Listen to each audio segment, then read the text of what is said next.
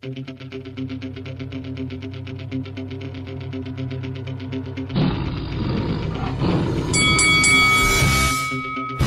up, this your boy Ruiz Jones Jr. and you're watching Lights Out. This is Faisal Khan for Lights Out, proudly sponsored by Spartans Law. Delighted, privileged and honoured to be joined by a man that has kindly always given us his time, all the way from the United States of America, Christopher Lovejoy. Christopher, good evening. How are you doing? Good afternoon, man. Good evening over there with y'all. I'm doing good, man. I'm blessed. I'm just chilling. First of all, Christopher, it's been a while. I think this is our first interview in a very, very long time. The $1 million question is where have you been hiding as of late? I ain't been hiding, man. Like I said, I just been dealing with the contractual stuff I'm dealing with. I'll be free in September. In the meantime, I don't know if I spoke to you since, but I signed a heavyweight. He's now 4-0, 4 knockouts. He's supposed to be 5-0, 5 knockouts, but one fight got ruled a no contest. So he's 4-0, 4 knockouts. Deontay Savage out of Flint, Michigan. Yeah, I've spoken to Deontay Savage in the past. A very confident fighter, a very skillful fighter. We look forward to catching up with Deontay at some point. We look forward to following the next stage of his career. But there's a lot of talk in the UK regarding yourself and Johnny Fisher. I know that's a fight you've mentioned quite a few times, and every time I've spoken to Johnny in the past, he's always spoken about you in a respectful way. Well, what can you tell us about that fight? Is that fight happening anytime soon, Christopher? It's a big possibility. It hasn't happened before based on my contractual issues. I'm now contract free. I'll be 100%, 1000% contract free this September. I spoke with Eddie Hearn about that a few weeks ago in Vegas. He said Johnny's going to be back after July from some injury. And when they get done with that, hopefully he wins and they'll make me an offer. So we're looking for that this fall. That's what I'm focused on. It's a big possibility right now. I mean, Johnny Fisher's been on a good run recently, and he's also just graduated, I believe, during the weekend. So he's in a good place right now. You're also in a good place. You're literally contract free. You know, you're doing things with Deontay Savage. Why has the fight with Johnny Fisher been the main fight you've been targeting? Well, I don't think nobody else really want to fight me. I mean, like I say, I'm like a lose-lose situation to a lot of people, to a lot of big names. So Johnny look at it like it's a win-win for him. No matter what the outcome is, it's a winnable fight for me. It's a makeable fight. We've both mentioned each other. He wants it. I want it. His team want it. That's the fight I want, man. You know. As I mentioned, he's a heavyweight that's coming through the ranks, and he's, gained himself a very good fan base. He sells a huge number of tickets. He's a fighter that's improving every time he seems to step out in the ring. What makes you so confident of beating Johnny Fisher, and what do you see in his performances that makes you think that you'll be more than capable of stopping him? Well, I just don't think he got enough experience to mess with me. I think he's really overlooking, my power. I think he's overlooking my experience, and I just don't think he got the experience to beat me. You know what I'm saying? I don't think he got that grit. I think he possibly could be a great fighter one day, but that's why I want to get him now, because I don't think he's ready right now. Well, as I mentioned, he's gained a very, very good fan base. He sells a huge number of tickets. He's very popular in the UK. His father's also become a popular figure as well. What have you made of Johnny's sort of path so far in his career? What have I made of his what? Of the path that he's been on so far during his heavyweight career. Oh, the path. They're moving him the right way. Like I say, I don't know too much about his amateur background, but as far as his pro so far, he's fought some stiff opponents, pretty good. He's moving the right way. He's still undefeated. He got all knockouts. I've been sending him in the gym, getting some different sparring partners, some top level guys. So I think he's moving the right way. He's with the best promoter in the world. So they're gonna do it the right way. I think, like I say, and he's doing it good by interacting with his fans. He's built a nice fan base up, and that's good. That's good for boxing. It's good for him. Well, that's definitely a fight we look forward to seeing at some point during this, perhaps maybe towards the end of the year or just after the summer. I just want to get your thoughts on your former manager / promoter Don King show that you put on, the Fight for Peace. It was labeled as Trevor Bryan versus Daniel Dubois. First of all, what did you make of Trevor Bryan's performance against Daniel Dubois? What did you make of the whole setup of the actual show itself? Well, you said two questions. So first, Trevor Bryan, he looked terrible. I mean, total embarrassment for himself, for his promoter, for the U.S. heavyweights. But going into the fight, I don't know if you was paying attention to my Twitter. I told everybody. I said Trevor Bryan's the bottom of the barrel of the heavyweights here. You know, he doesn't come to any camps here. You know, he doesn't fight anyone here. He doesn't come to any of our gyms. You know, he don't really want no smoke with the American heavyweights. You know, he's just being babysitted by Don King. They're holding on to that belt they got, and now it's gone. They have nothing. And so as far as his performance go, I mean, the guy been boxing all his life. He looks terrible, totally out of shape. Just embarrassment. Just a waste of time. A lot of people have criticized the setup of the show in regards to the actual poster. A lot of people are saying that sort of a clip art design. A lot of people, again, criticized the setup of the show, the arena that it was held in. What did you make of how the whole undercard and actual main event was put together on the night? Well, this is the thing, man. You know, with the promoter he got, you know, he has no resources. You know, he's totally out of touch with reality. You know, someone said they threw that fight in the elementary school. They don't know how to promote it. Nobody ordered it. No one came to attendance. I mean, they had literally fold-up chairs. I mean, it was just a waste of time, just embarrassment, man. Like, that was his final show. I mean, that's how he wanted to go out for his final show. I mean, that's on him. As far as the undercard go, I knew a guy named Dakari Scott. He has a great trainer, Mustafa. They came up short in that fight. He got his first loss, but that was really the only fight I saw. Besides that, I don't know anyone who was on the undercard. Daniel Dubois, I think he did exactly what people thought he was going to do. I actually thought Trevor Bryan would be a little more durable and go like 9 or 10 rounds, but he didn't make it. So, like I say, total waste of time for the whole show. You know, a real shit house for the whole WBA. Just embarrassed everybody, man. All right, let's move forward now. Deontay Wilder done an interview during last week, and he said that he is considering coming back into boxing. What do you think the Bronze Bomber does next, Christopher? I mean, you said you believe that Trevor Bryan is at the bottom of the heavyweight barrel in America. Do you still think Deontay Wilder has what it takes to become perhaps maybe a 2-time world champion if he is to come back into boxing? Deontay Wilder still has power. You can't take away, you know, his record before he started getting those losses. We just don't know where he's at mentally. You know what I'm saying? I hate to push him when he's down.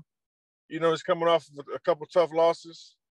I just don't know which way he goes from here, you know? Boxing is a brutal sport. And when you start taking devastating knockouts towards the end of your career, we don't know how to come back from it. So I think he got to come in and get like a little 8 or 10 rounder, you know, fuck what people talking about. Just get back in there, get a tune up, see how you feel, a confidence booster, and then go back up top level. I don't think, you know, he's ready to come back in for a top level heavyweight right now. Just my opinion. But who knows? He might come out stronger. He might be refreshed. Tyson Fury, Wilder 2 and 3, he just didn't look like he was all the way ready. I mean, the build-up for 3 was good. He was hitting the mitts. He looked like he was in shape. He was confident. But he just didn't really have it. I don't even know how he dropped Tyson Fury. But he just seemed like, you know, once he gets hit, it just takes him too long to recover, you know? Another fight that got announced in the heavyweight division was, well, there's obviously 2 that we're going to speak about. The first one being Andy Ruiz versus Ruiz Ortiz. What's your thoughts on that fight, Christopher? You got 2 really aggressive fighters. You got a southpaw against the orthodox, very aggressive. I mean, they're both very skillful.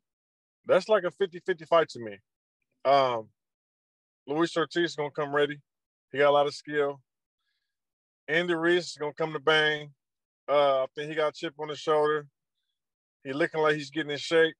It's a 50-50 fight to me. I really don't know which way to go. I won't be surprised if either one scores a knockdown or if it's a draw or unanimous decision. It's a 50-50 fight to me. It just depends on, you know, how they built themselves up, you know, how the preparation is. Who wants some more, you know? The rematch also got announced between Alexander Usyk and Anthony Joshua. Again, a huge fight that everybody's going to be looking forward to. The question will be, can Usyk put in a performance that he did in the first fight? And has Anthony Joshua got what it takes to become a three-time heavyweight champion of the world? Again, just want to get your thoughts on that fight, please, Christopher, between Alexander Usyk and Anthony Joshua in Saudi Arabia. This is a tricky fight. I mean, what's a tricky pick? So, Anthony Joshua, you know, he came out trying to box a boxer. You know, anybody in boxing will tell you, you got to fight him. You got to make him fight. You know, don't box with him. You're not winning it. So for him not be able to think that, or his trainer not being able to tell him that in the ring and during the fight, going in towards the second half of that fight, whether I don't know what the trainer told him, but for him, for that not to click in his mind, saying, listen, man, I got to just make this a fight. He didn't do it. So I don't know if his new trainer or his new way of training, way of thinking is going to make him come out and just make it a fight. I mean, I don't know if he even has it in him. But, you know, if that was me or anybody else in boxing from the outside looking in, they're going to say, just make it ugly. You're the bigger, stronger guy. Make Usyk fight. You know what I'm saying? Just make a fight. So I don't know. Me personally, I don't think he's going to go all out and make it an ugly fight. I don't think he has it in him. If he do, I think he'll come away with a stoppage. If not, if he tries to box him, I mean, I think he just shows that he ain't got the skills to outbox Usyk. Well, when people talk about this fight, they mainly look at one of the main focus points as Anthony Joshua needs to take the fight to Alexander Usyk, and he needs to revert from being a boxer to a brawler, such as the same fighter that we saw fight the likes of Dillian White and Vladimir Klitschko and Kubrat Pulev. But are we sort of not giving Alexander Usyk a chance in terms of him perhaps maybe even looking to knock Anthony Joshua out this time? Because if you look back at the first fight, especially towards the end of that 12th and final round, it seemed as if Usyk looked capable of not only hurting Anthony Joshua, but also knocking him out. I think he's definitely capable of getting a stoppage on Joshua. Definitely. If Joshua wants to come out and just be a boxer. But like I say, it's heavyweight boxing. Joshua definitely has the power to stop him. Why don't he use it? You know, I don't know. Like everyone's saying, a lot of people are saying, I mean, if he come out the same way, I think Usyk is going to be prepared for that, and he's going to be prepared to brawl. You know, I think Usyk knows that this guy has to come out and do something different. And Usyk, like, he's just a little more slicker, man. You know, he's just a little more calm in the pocket. So he might try to go for a stoppage, but he's a smaller guy. I think he should just do what he do. I don't think he should come out and try and make it a fight, make it a brawl, and go for a stoppage. I think if he just do what he do the first time, he'll outbox him if I'm in Usyk's corner. And if he gets the knockout, he gets the knockout. Before I let you go, Christopher, I just want to get your thoughts on another fight that got announced towards the back end of last week. We seem to be getting a lot of fights announced in the last few weeks. Jake Paul and Tommy Fury. I've never really got your thoughts on Jake Paul, but yeah, a lot of people have been saying that we want to see him in the ring with a proper fighter, a proper boxer. He's been fighting MMA, former MMA stars, former basketball players, but now he's going in there with an actual boxer in Tommy Fury. You know, what's your thoughts on that fight, Christopher? And how do you see that fight panning out? I think Jake Paul is a very smart fighter. I think he's actually starting to learn the boxing a little more. He's getting a little more experience. He's actually sparring and getting in there with boxers now. But I got to give it to Tommy Fury. I mean, I've only saw one of Fury's fights. His last fight, he didn't look too good, but you only can really show what you're good as your competition. I just think he's more of a boxer, and whatever Jake Paul is going to try, it's not going to work against a real boxer. I think Tommy Fury is a good enough boxer to win. I like Jake Paul. I like Jake Paul. He's going to be fun. He's going to be funny. He's going to sell the fight. He's going to talk his stuff. But I think he's dealing with a real boxer now. If Tommy Fury was not able to win that fight, do you still think he has a career in boxing? Because we all know Tommy Fury is the younger brother of Tyson. The Furies are a fighting family. And Tyson's obviously said in the past that if Tommy's not able to beat Jake Paul, then he doesn't belong in the boxing world and he'd probably have to change his surname. What's your thoughts on that, Christopher, if he's not able to beat Jake Paul? I think that's true. How many fights Tommy Fury has right now? I think he's 7-0 or 6-0 at the moment. And I think Jake Paul's 6-0 too, 5-0 too? Right, yeah. Right. So if Tommy Fury's a real boxer, they got the same record, and they've been fighting real boxers versus Jake Paul, who's not a boxer, who hasn't fought any real boxers. If you can't beat this guy, like you say, you got to change your name, man. You know what I mean? So I'm rooting for Jake Paul. It'll be funny if you win. I think he'd be underdog, but I don't think he could beat Fury. It's certainly going to be a very exciting build-up, that's for sure. Christopher, Yeah. before I let you guys, anything else you'd like to add? Man, y'all be patient, man. I'll be back in the ring in September. If I don't get the Johnny Fisher fight, I'm gonna give me a tune-up. I'll be back in the ring regardless in September, October. Look out for Deontay Savage. He's 4-0, 4 knockouts. My Instagram is at my name, at Christopher Lovejoy. I'm on YouTube. I got my new channel kind of going a little bit. And let's get it, man. See y'all soon. One shot getting. Because you've always given us your time, we'll make sure we share those YouTube channels and social media links below in the description so more boxing fans can follow you and see what you're up to in your day-to-day life. Christopher, thank you very, very much for your time. A pleasure as always. And we look forward to hopefully catching up with you as soon as possible next time. I appreciate you, man, always. Thank you very much for talking to Lights Out. All right, bro. Hit me up.